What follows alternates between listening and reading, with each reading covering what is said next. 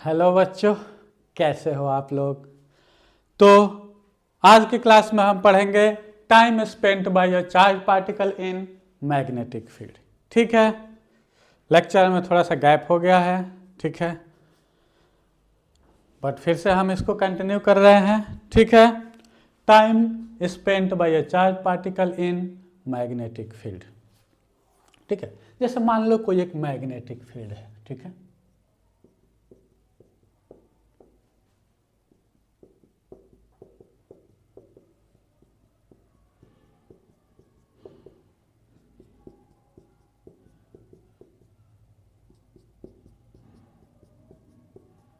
ठीक है ना। एक चार्ज पार्टिकल है ना, एक चार्ज पार्टिकल हॉरिजॉन्टल से इस ट्रांसवर्स मैग्नेटिक फील्ड में, magnetic field into the page है, हाँ, इस मैग्नेटिक फील्ड की मैग्नीट्यूड b है, ठीक है। v वेलोसिटी से थीटा एंगल पे एंटर करता है। कितना? पॉजिटिव चार्ज पार्टिकल है, इसका मास m है, v वेलोसिटी से हॉरिजॉन्टल से थीटा एंगल पे एंटर करता है मैग्नेटिक फील्ड में, ठीक है। तो इसमें पूछा जाता है find the time spent by this charge particle in the magnetic field.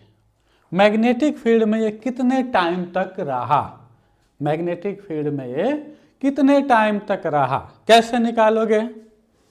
ठीक है, यहाँ पे देखो पॉजिटिव चार्ज है, क्यू वी क्रॉस बी, जैसे ही इंटर किया इस पे मैग्नेटिक फोर्स काम करने लगा, ठीक है ना। Q V cross B, V के परपेंडिकुलर डायरेक्शन में है ना, वी इधर जा रहा है ना, इसके परपेंडिकुलर डायरेक्शन में इस पे एक फोर्स काम करने लगा इधर कहीं पे, ठीक है ना, इस डायरेक्शन में फोर्स काम करने लगा, ठीक है। थोड़ा दूर और चला है ना, थोड़ा दूर और चला, ये मान लो ये बाउंड्री है हमारी, ये मैग्नेटिक फील्ड यहीं तक एग्जिस्ट कर रहा है, ठीक है ना।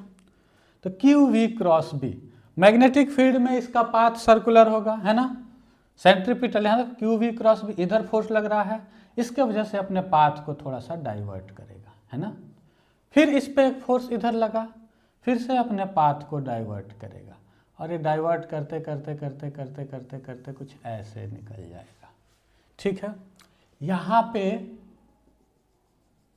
जिस एंगल पे ये निकलेगा वो भी थीटा होगा, क्लियर है ना, जिस एंगल पे निकलेगा वो भी थीटा होगा, स्पीड में भी चेंज नहीं होगा, ये ऑलरेडी सब डिस्कस कर लिए हैं कि work done 0 by magnetic force, speed में कोई चेंज नहीं होगा, ठीक है। अब देखते हैं जो सर्कुलर पाथ बना है इसका सेंटर किधर है, ठीक है ना। यहाँ देखो ये फोर्स यहाँ भी जाएगा तो क्यू वी क्रॉस बी, इधर कहीं लग रहा है फोर्स, है ना, इधर कहीं लग रहा है फोर्स, इसके परपेंडिकुलर, ये फोर्स का लाइन इस फोर्स के लाइन को जहाँ पे, सभी सेंटर की तरफ ही तो जा रहे हैं फोर्स, तो सेंटर से ही तो होके जाएंगे, तो इनका क्रॉस सेक्शन जो होगा, इंटरसेक्शन पॉइंट क्या हो जाएगा, सेंटर हो जाएगा ओ, ठीक है। अब हमें निकालना है कि ये कितना एंगल सबटेंड किया, ये चार्ज पार्टिकल मूव किया तो सर्कुलर पाथ पे कितना एंगल सबटेंड किया, ये एंगल हमें निकालना है, ठीक है। कैसे निकालेंगे भाई, बताओ कैसे निकालें। ठीक है, यहाँ देखो ये थीटा है, ठीक है, ये 90 डिग्री है तो ये 90 माइनस थीटा हो जाएगा, और ये देखो ये लाइन परपेंडिकुलर है, ये और ये परपेंडिकुलर है, और ये 90 माइनस थीटा है तो ये थीटा हो जाएगा, सिमिलरली ये भी थीटा हो जाएगा, क्लियर है। अब ट्रायंगल, इसको मान लो ए, इसको मान लो बी, तो ए बी ओ ट्रायंगल में ये थीटा है, ये थीटा है, तो ये कितना हो जाएगा 180 degree minus sum of this two, pi minus 2 theta, इतना रेडियन एंगल ये मूव किया, कितना रेडियन एंगल मूव किया। अब इतना रेडियन एंगल इसे मूव करने में, सेंटर पे सबटेंड करने में कितना टाइम लगा, वही टाइम तो हम निकालेंगे, वही तो होगा टाइम स्पेंट। तो यहाँ से देखो हमने सर्कुलर मोशन का, चार्ज पार्टिकल का जो सर्कुलर मोशन हुआ था लास्ट क्लास में, है ना, उसका टाइम पीरियड पढ़े थे, कितना आया था 2πm/क्यूबी, मतलब पूरा 2π रेडियन चलने में, है ना, 2π रेडियन सबटेंड करने में टाइम लगा 2πm/क्यूबी। तो 1 रेडियन सबटेंड करने में कितना टाइम लगेगा m/क्यूबी। ठीक है, तो π-2θ रेडियन सबटेंड करने में कितना टाइम लगेगा π-2θ इंटू m/क्यूबी। और यही तो टाइम स्पेंट बोलेंगे हम, T1, है ना, कितना हो जाएगा π-2θ इंटू m/क्यूबी, time spent by the charge particle in magnetic field. Clear है? अब देखो एक और चीज, मान लो यहाँ वेलोसिटी कांस्टेंट है, स्पीड मतलब स्पीड कांस्टेंट है, तो एंगुलर वेलोसिटी ओमेगा भी कांस्टेंट होगा। तो हम इसको ऐसे भी तो निकाल सकते हैं, कितना एंगल सबटेंड हुआ π-2θ। तो हमें पता है ना theta equal to omega T, theta equal to omega T plus half alpha T square, alpha 0 है एंगुलर एक्सेलरेशन, तो theta equal to omega T. तो यहाँ से हम ऐसे भी निकाल सकते हैं टाइम स्पेंट कितना थीटा इसने सबटेंड किया, मूव किया, angular displacement upon angular speed. ठीक है, एंगुलर स्पीड कैसे निकालते हो, यहाँ देखो t इक्वल टू 2πm/क्यूबी, है ना, तो ओमेगा कितना होता है t अपान 2π या 2π अपान t, 2π अपान t। ठीक है ना, t इक्वल टू 2π/ओमेगा, तो यहाँ से ओमेगा आ जाएगा 2π अपान t, 2π अपान t, यहाँ से ओमेगा कितना आ जाएगा 2π अपान t QB/m, ओमेगा आ गया। एंगुलर फ्रीक्वेंसी आपको याद भी होना चाहिए, यहाँ रख देंगे। थीटा कितना सबटेंड हुआ है, यहाँ पर थीटा है π-2θ, तो π-2θ अपान QB अपान m, m ऊपर चला जाएगा, तो आ गया कि नहीं वही वाला फार्मूला π-2θ m/क्यूबी, π-2θ m/क्यूबी। ठीक है,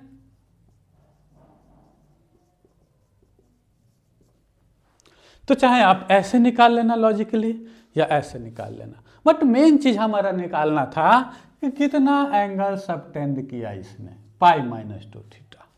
क्लियर है, यहां तक नोट कर लो, फिर हम आगे चलेंगे।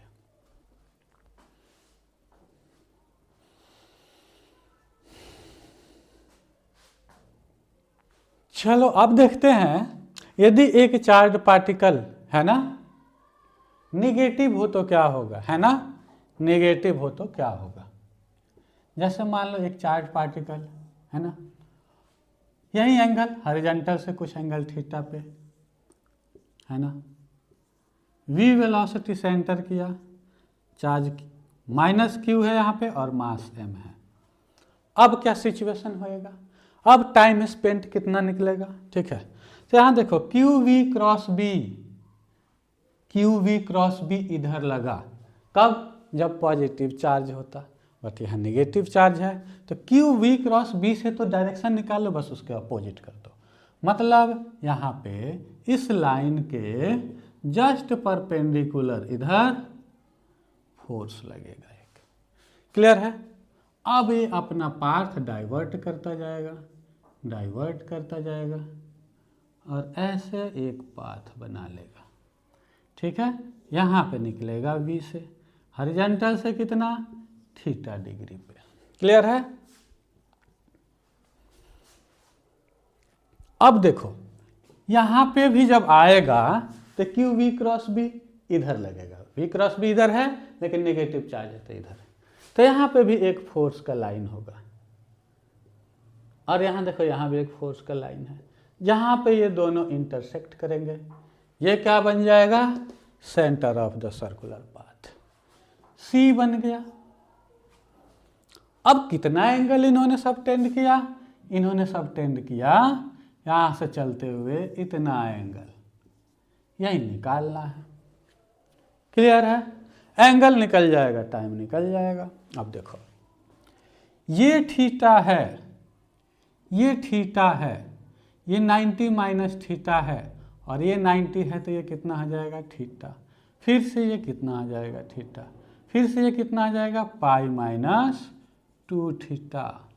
तो जब ये पाई माइनस 2 थीटा हो जाएगा तो ये कितना हो जाएगा 2 पाई, ये ना, ये टोटल कितना होता है एंगल 2 पाई, तो 2 pi minus of pi minus 2 theta. तो यहाँ हो जाएगा ये value pi plus 2 theta. Clear है? 2 पाई माइनस पाई पाई और माइनस माइनस प्लस 2 थीटा। ये एंगल सबटेंडेड कितना हो गया पाई प्लस 2 थीटा। अब फिर से वही है ना, 2 पाई रेडियन में 2 पाई m बाई क्यू भी टाइम लगता है ना, टाइम पीरियड का फार्मूला है। पूरा 2 पाई रेडियन में एक टाइम पीरियड इतना, तो 1 रेडियन में m बाई क्यू भी है ना, तो पाई प्लस 2 थीटा रेडियन में कितना हो जाएगा time t2 equal to pi plus 2 theta into m by Q B, है ना। एक रेडियन में इतना तो इतना रेडियन में इतना इंटू इतना, यूनिटरी मेथड। तो टाइम स्पेंड सेकंड है ना, जब यदि नेगेटिव चार्ज हुआ तो ठीक है, टाइम स्पेंड कितना हो गया pi plus 2 theta m by Q B. दोनों चार्ज में से कौन से चार्ज द्वारा ज़्यादा टाइम लिया गया है? देखो वहाँ पाई माइनस 2 थीटा था, यहाँ पाई प्लस 2 थीटा है, तो ये वाला टाइम ज़्यादा आया है ना। पहले वाला टाइम t1, ये t2 है ना, तो t2 is greater than t1 आया यहाँ पे। क्लियर है? ये चीज़ें ध्यान में रखनी है, नोट कर लो इसको, अभी नोट कर। चलो अब देखते हैं, यदि पार्टिकल, कोई चार्ज पार्टिकल है ना, पॉजिटिव चार्ज पार्टिकल है, मास m है, v वेलोसिटी से एंटर किया, अब कौन सा पाथ बनता है? यहाँ तो सेमी सर्कुलर ही बनेगा, है ना, ऐसे चलेगा क्यू वी क्रॉस भी, इधर फोर्स लगेगा, यहाँ कोई थीटा नहीं है, तो ये ऐसे पाथ करके ऐसे कंप्लीट करके सर्कुलर पाथ कंप्लीट करके इधर आ जाएगा। ठीक है, ये कितना एंगल सबटेंड किया? यहाँ देखो फोर्स इधर, यहाँ पे देखो फोर्स इधर, दोनों इंटरसेक्ट यहाँ कर रहे हैं, कितना एंगल सबटेंड किया पाई। फिर से वहीं 2 पाई रेडियन में 2 पाई m बाई क्यू बी, तो 1 रेडियन में m बाई क्यू बी, तो पाई रेडियन में, मतलब हाफ सर्किल का इसका आधा करना था और कुछ नहीं। ठीक है, टाइम इसको t3 ले लें, तो t3 कितना हो जाएगा pi m by Q B. इस टाइम पीरियड का आधा, पूरा सर्कल का आधा time pi m by Q B. अब आपने देख लिया वहाँ पे t2 आया था, है ना, t2 किससे आया था बड़ा? t1 से, और t1 किससे बड़ा है? t3 से नहीं, यहाँ पे बीच में t2 आएगा ग्रेटर देन t1। क्यों? देखो एक था कितना, एक था m by Q B pi minus 2 theta, ये कितना आया था हमारा t1 m by Q B pi plus 2 theta, कितना आया था t2, और t3 आपके सामने है। ठीक है, यहाँ पे इसको ऐसे लिख लो पाई माइनस 0। अब ठीक है, यहाँ पे 2 थीटा जोड़ा गया है, तो t2 सबसे ज़्यादा हो गया, यहाँ कोई भी जोड़ घटाव नहीं है, कोई भी प्लस माइनस नहीं है, तो क्या हो जाएगा t3 मीडियम में हो गया, और इसमें से 2 थीटा घटाया गया है, सब्ट्रैक्ट किया तो t1 सबसे कम हो जाएगा। तो आप लिख सकते हो, है ना, t2 is greater than t3 is greater than t1। ठीक है ना, t1 मिनिमम है, t2 मैक्सिमम है, और t3 इस बीच में है। ये कभी कंपैरिजन भी पूछ दिया जाता है। दूसरा, सेकंड केस में जो हमने लिया था ना कि चार्ज पार्टिकल नेगेटिव है, यदि चार्ज पार्टिकल पॉजिटिव करके और ये एंगल इधर वाला जो हमने दिखाया था ये एंगल पे कर ले तो भी वही सिचुएशन होगा, यही T2 वाला। क्यों? क्योंकि क्यू वी क्रॉस बी, इधर फोर्स लगा, ऐसे चलते चलते चलते चलते ये वाला सिचुएशन बनता है ना।